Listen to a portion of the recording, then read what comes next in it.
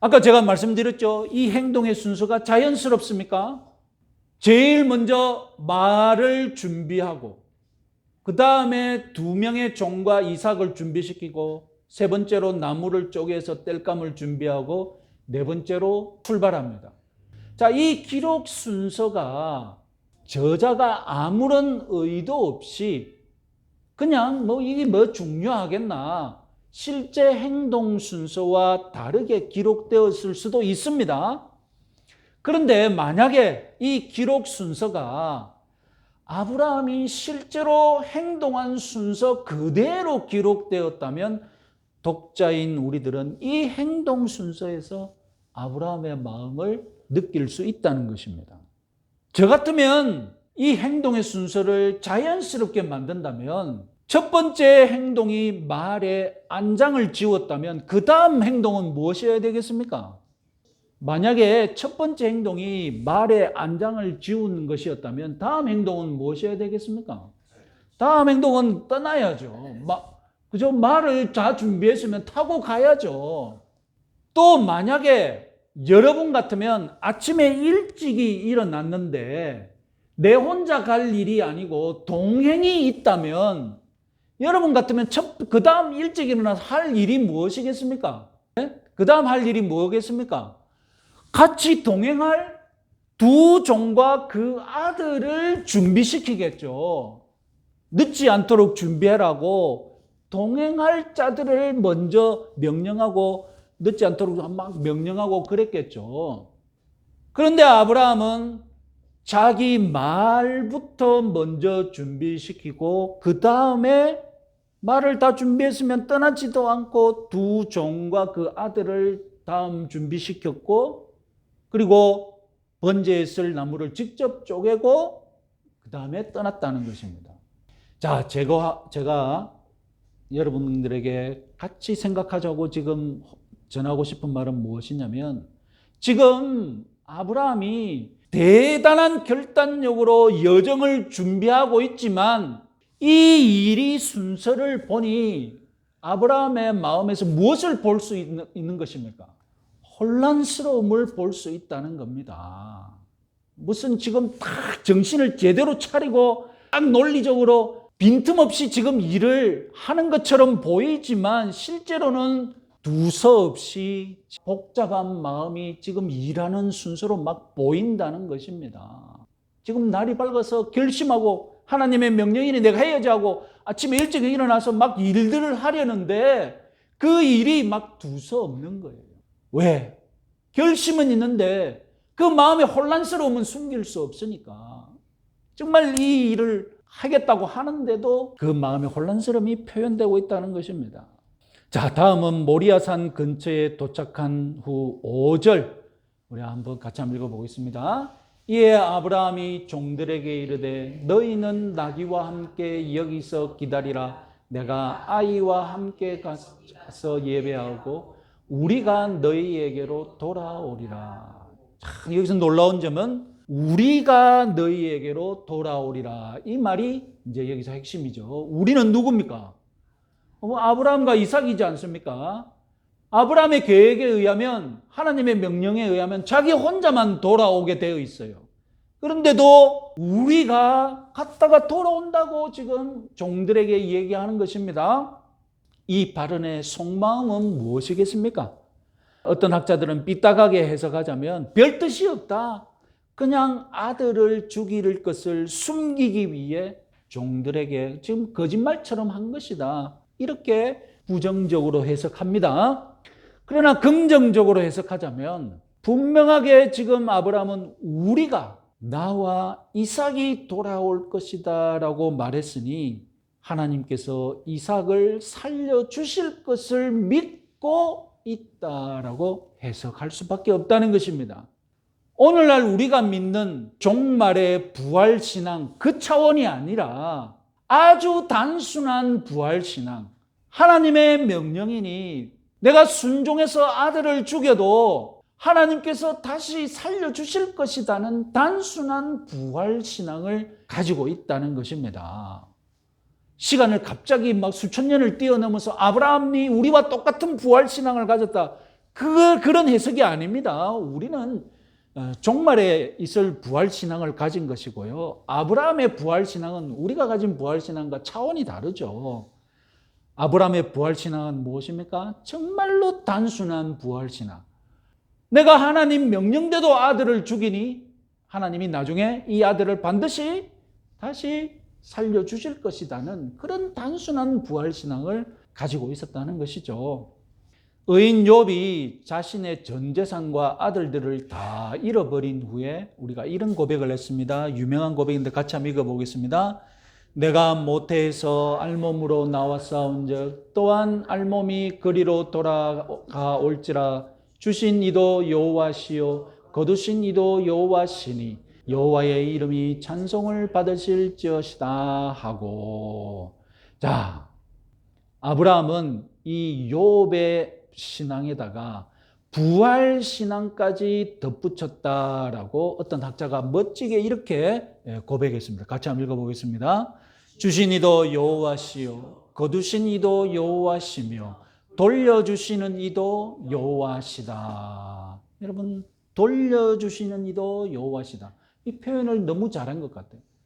부활시켜주시는 이도 여호와시다 이렇게 표현한 것이 아니라 하나님은 내가 명령대로 순종하고 희생했을 때 그 희생에 대해 하나님은 어떻게 하시는 분이시라고요? 돌려주시는 분이시다. 내가 하나님을 위해 아들을 하나님께 드리면 하나님은 아들을 돌려주시는 분이시다. 내가 하나님을 위해 뭔가 바치면 하나님은 나에게 무엇인가 돌려주시는 분이시다. 여러분, 이런 신앙 가지고 있으라는 것입니다.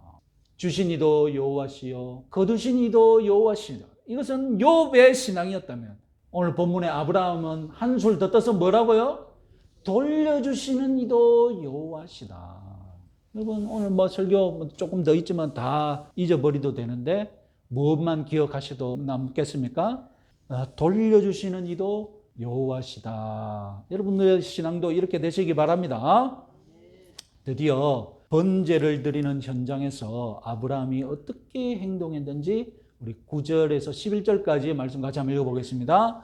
하나님이 그에게 일러주신 곳에 이른지라 이에 아브라함이 그곳에 제단을 쌓고 나무를 벌려놓고 그의 아들 이삭을 결박하여 제단 나무 위에 놓고 손을 내밀어 칼을 잡고 그 아들을 잡으려 하니 여호와의 사자가 하늘에서부터 그를 불러 이르시되 아브라함아 아브라함아 하시는지라 아브라함이 이르되 내가 여기 있나이다 하매. 자, 만일 아브라함이 이삭을 번제로 바치기를 갈등하고 주저했다면, 그런 마음이 있었다면 모리아산 그 현장에서 이제 본격적으로 제사를 드릴 때 그 주저함과 심리적 갈등이 폭발하게 해야겠죠. 그 심리적인 갈등이 최고조에 달할 것입니다. 그랬다면 그 행동이 표현되었겠죠. 예전에 아브라함에 관한 만화를 봤는데 지금 이삭을 드릴 때의 아브라함의 행동을 그 만화에서는 어떻게 표현했겠습니까? 아브라함이 막 눈물 범벅이 되어가지고 내가 지금 이삭을 바쳐야 되나 말아야 되나 칼을 들고 눈물이 범벅이 되고 이걸 어떻게 하지? 막 그런 식으로 만화를 그렸더라고요. 여러분, 오늘 본문 한번 읽었지 않습니까? 이삭을 지금 번제로 바치는 장면에서 아브라함의 행동, 여러분 첫 느낌이 뭡니까? 머뭇거리고 있다는 그런 뉘앙스나 느낌을 주는 단어가 있습니까? 저도 찾지 못했는데 여러분도 찾지 못하겠죠? 자, 제가 느낀 바로는 오히려 물 흐르듯이 행동이 자연스럽게 연결되고 지속되고 있습니다. 쉼 없이 단호함마저 느낄 수 있습니다. 아브라함이 이삭을 번제로 드리려고 하는 이 장면의 기록, 마치 무슨 그 안내서 사용 설명서처럼 1, 2, 3 이렇게 한 동작 한 동작을 자세히 묘사하고 있습니다. 이 행동을 해석하는 데 있어서 어떤 학자들은 이야기 전개 속도가 느려진다. 속도가 느려진다. 이렇게 평가를 하는 분들이 있습니다. 자, 느려진다. 이야기 전개 속도가 느려진다고 했습니다. 그러면 마치 여러분 어떤 느낌이 드냐면 아브라함의 속도도 느려졌는가? 여러분 이렇게 느낄 수가 있지 않습니까? 아브라함의 행동 속도가 있고 이야기 전개 속도가 있지 않겠습니까? 그죠? 그러면 아브라함의 속도도 느렸냐는 겁니다. 이야기 전개 속도가 느린 것처럼 보이는데 아브라함의 속도도 지금 느려졌는가? 아브라함의 속도는 저는 변함이 없었다라고 판단합니다. 아브라함은 떠날 때부터 모리아산 지금 번제를 드리는 이 현장에 이르기까지 변함없는 속도로 지속적으로 움직이고 행동하고 있습니다. 그런데 브엘세바를 떠나서 모리아산까지 오는 그 길에서 아브라함의 언행은 아주 단순했습니다. 뭐밖에 없었습니까? 산으로 가는 일밖에 없잖아요. 그래서 똑같은 이틀 이상이나 그냥 산으로 걸어가는 행동이니까 성경은 어떻게 해버렸습니까? 그 기록을 그냥 싹 드러내버리고 첫째 날, 둘째 날 아브라함이 어떻게 걸었는지에 대해서는 일절 말하지 않고 그냥 드러내버렸습니다. 그건 뻔한 거니까요. 그래서 마치 엄청 속도가 빠른 것처럼 느꼈습니다. 아니 벌써 3일째야? 출발했다더니 벌써 3일째야? 그럼 산에 도착해서는 어떻습니까? 아브라함의 속도는 여전히 변함이 없습니다. 지체함 없는 꾸준한 속도입니다. 달라진 것은 뭡니까? 그가 해야 할 일이 갑자기 많아진 겁니다. 지금까지는 해야 할 일이 뭐밖에 없었습니까? 모리아산까지 오는 것밖에 없었습니다. 그런데 모리아산에 도착해서는 번제를 준비하면서 해야 할 행동이 갑자기 많아졌습니다. 그래서 아브라함의 이야기는 그 행동 하나하나를 놓치지 않고 다 기록한 것입니다. 그 바람에 우리가 보기에 아브라함의 속도가 느려진 것처럼 보일 뿐입니다. 아브라함의 속도는 변함이 없었는데 아브라함이 해야 할 일이 많아지면서 그것을 하나하나 빠짐없이 다 기록하니 마치 아브라함의 행동이 느려진 것처럼 보인다는 것입니다. 아브라함의 속도가 변함이 없을 것이다. 자, 이런 믿음을 가지고 우리 9절, 10절 다시 한번 읽어볼까요?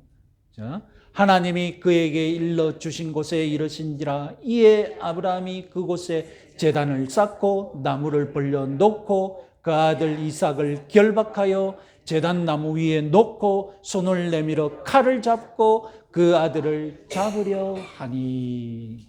어떻습니까? 머뭇거린다거나 느리게 행하고 있다거나 심리적으로 갈등을 겪고 있다거나 그런 뉘앙스 전혀 없죠? 정말로 친아버지가 맞나 싶을 정도로 단호하게 행동을 하고 있습니다.